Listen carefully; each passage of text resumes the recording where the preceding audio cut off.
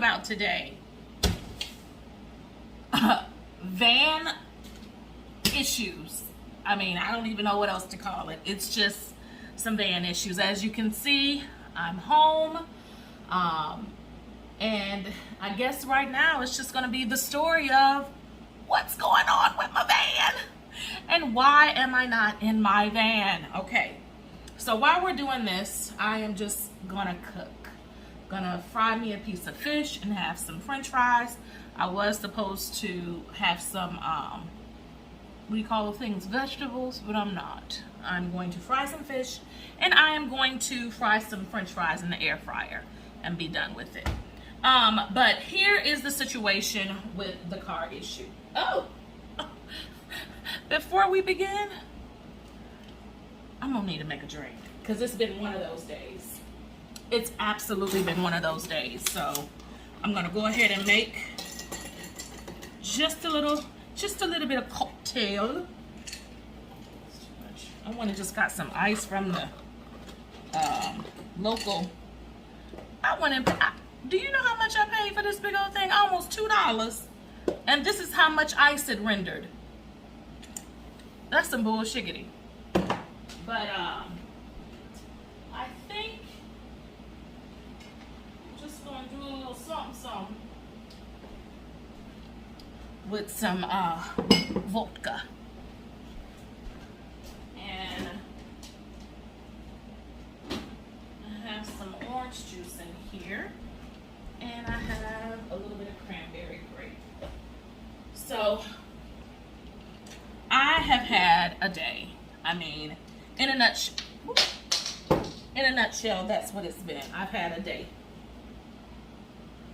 I went to work today with the expectation that my van would be fixed. Oh, no. Let's go back.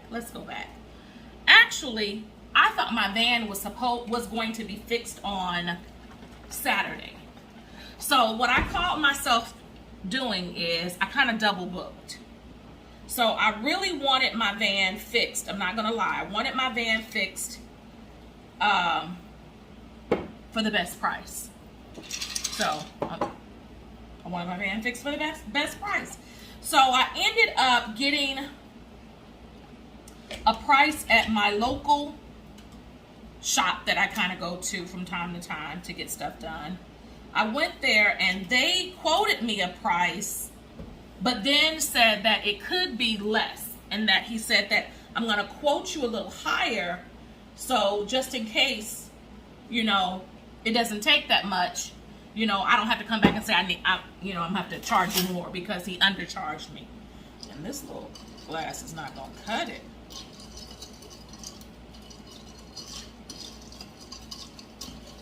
So I made it up. Well, I had one of my staff members, she's not my staff member. Ooh, now that's nice. Hold on. Cheers. This is vodka, orange juice, cranberry juice, and sour apple schnapps. And this is awesome. And it looks like all I'm going to be able to get is one good drink out of this, because that's all the ice I have. It's for one glass. I'm flustered. I'm really flustered behind all of what's going on. And so, to speed up the story, because I know I can be long-winded, to speed this story up, I ended up having what I thought was 2 opportunities to get my van fixed. Well, both of them failed, to be blunt. Both of them failed. I went in to my local shop, and I thought that I was supposed to get my van fixed on Saturday. Went there only to find out when he saw me, told him who I was. I'm here. I was told to show up And he came back and he was like, and he was talking to the guy. The mechanic was talking to the guy who worked the register. He said, you said a 2004 Ford Focus. This is a 2000 Ford Focus. And so I'm thinking like, oh, they got the, I was trying to get a straw, but that's not gonna happen. They got the wrong parts. That's what I was thinking. Well, unbeknownst to me, they didn't order anything. How about that? No parts were ordered. They really weren't ready for me. So I was really annoyed because I got up early to make this thing happen, only for it to not. Excuse me. Y'all know I'm going through the change. I gotta take these hot flashes, honey. Okay. So, they weren't ready for me. So I was like, fine. I already spoke, well, at least one of my co-workers already spoke with another shop in the town that I work. So I know they can get me in. They already told her, they gave her a guesstimated price. So, and they said they can get it done all in one day. So I'm just going to wait till Monday. I'll be fine. I'll be fine. And actually, that was the cheaper of the 3 quotes. But I just felt like the place that I had visited most in my small, not directly in my small town, but where I normally go and get my stuff done for my vehicles, I thought that in the end I would still get the better deal out of them, although it was more than the place in at my job, where it's located near my job. Whew. I don't know if I'm able to do this. I ain't even really drank the drink. This got to be a hot flash. I mean, it's just got to be. So, fast forward, get to work today, only to call the place, and they basically tell me they can't even get me in until this Friday.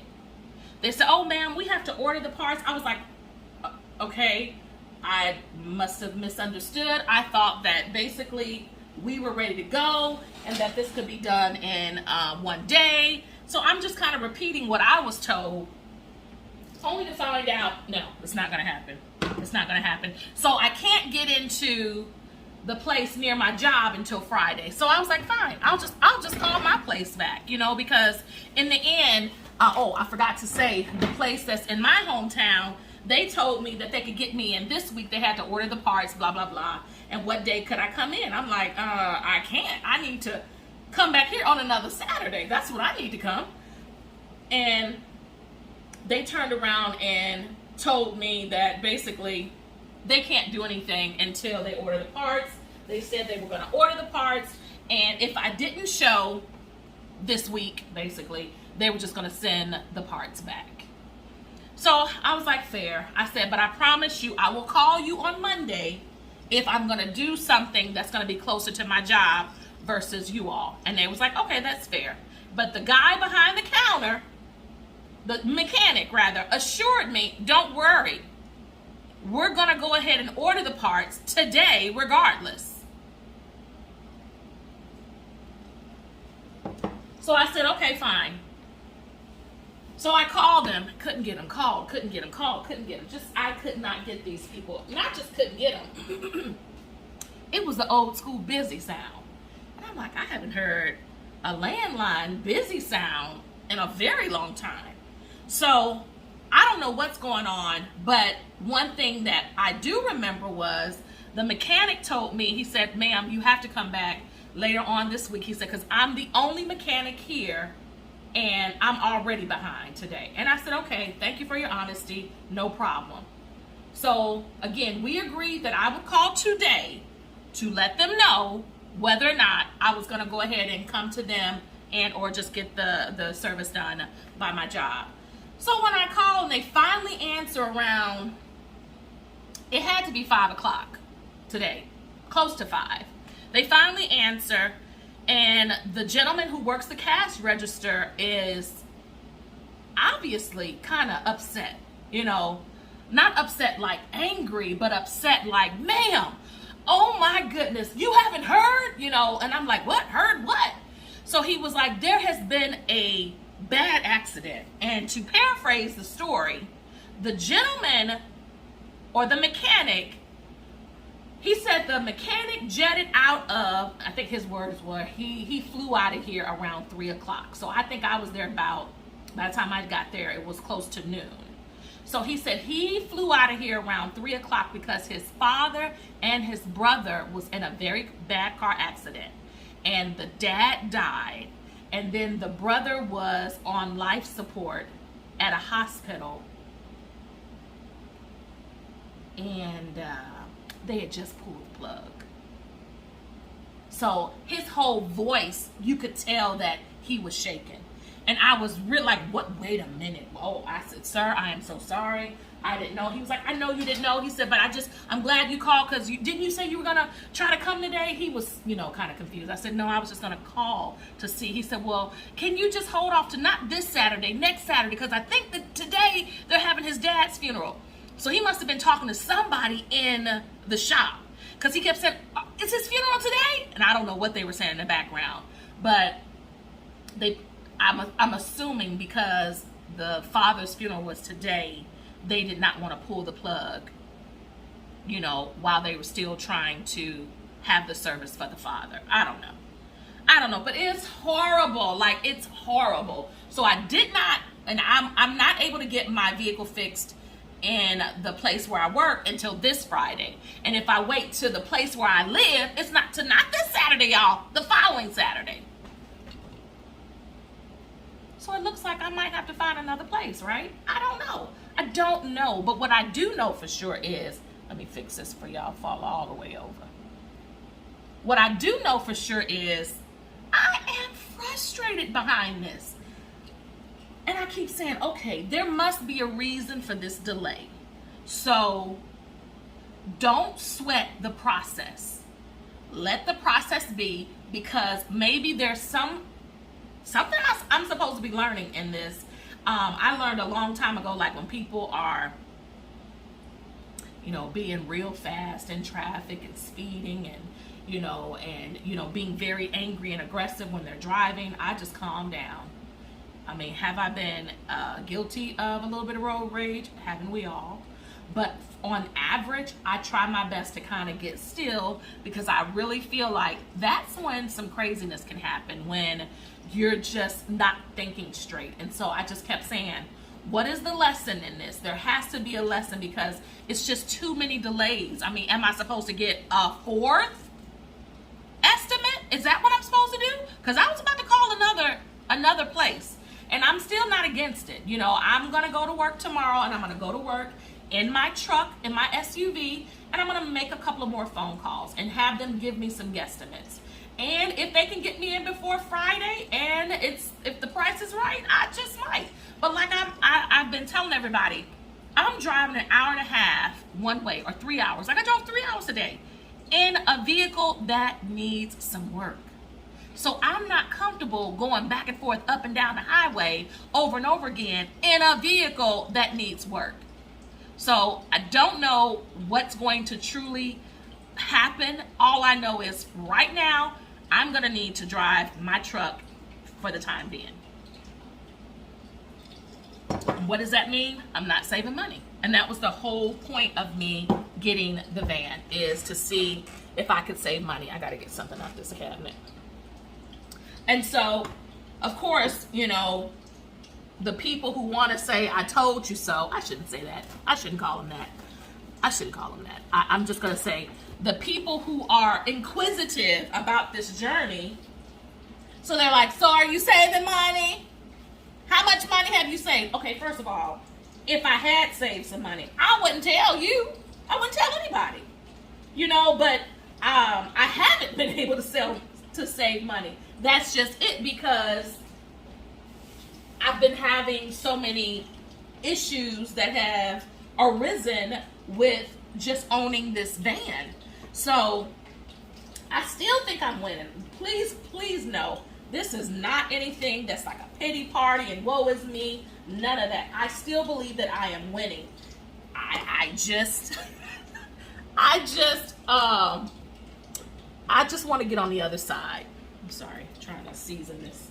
I just want to get on the other side of these major repairs. Everybody knows you're going to have repairs when you own a vehicle, but I just feel like, again, I just bought it at the end of June, and I just feel like, oh my goodness, can I catch a break with paying for something on this van? And obviously this van is saying, no, I sat up for a while, so you're gonna have to take care of it. And that's fine. That's what we're gonna have to do then. I'm sitting up here now just battering my fish. But so I just wanted to get on here and just tell this quick story about, I'm still not in my van. Well, I did. I drove it to work. Oh, I had every intention of even spending the night in my van, and I had staff members consistently come up and say, Vita, you drove your van here today? I said, yeah. I'm wondering, like, why they keep asking? Yes, I try to drive my van every day. Yes, I drove. And they were like, finally, one of my staff members, she was like, have you looked at the heat index? It's really supposed to be hot tonight. And I'm not gonna lie, the first thing I thought of the Joy Route, Frankie. And I was just like, she was just talking about how hot it was. And of course, I didn't have to stay in my van over the weekend, you know. I've been in a very, very cool home. You can't tell by the way these glasses keep fogging up because I'm going through the change of life. But my house is cool. It's just this body of mine is hot. So I thought about her and I kind of giggled because I was just like, I don't want them problems. I really do not want to be out in the elements like that, hot, when, again, I know I have a place to be. And I wasn't. So I have a place that I can be. So I came on home. So I would have gone on home if I was out in the elements like that. And that is the reason why I came home. Now I would have gone home. That is the reason why I came home, because I know I can. I can come on home and I enjoy my peace. And so while I was at work, one of my coworkers kept saying, well, you can just come on inside and you can just stay with me and my dogs. And again, I'm appreciative. I am truly appreciative. But the whole part of me enjoying my van life is, first of all, I don't want to be burdensome to anyone. I don't want to bother them. I don't want them to think they have to say, are you okay? Do you need anything to eat? Do you need a drink? Do you need to pee? Do you need to do whatever? I'm just, TMI, but I'm just saying, no, I don't need anyone. I don't want to be burdensome to anyone. I enjoy my peace and tranquility. I enjoy my alone time. I am my own best friend. In the words of Wendy Williams, I am my own best friend. So I don't need a lot of fanfare. Hold on. I know ain't nobody at my door.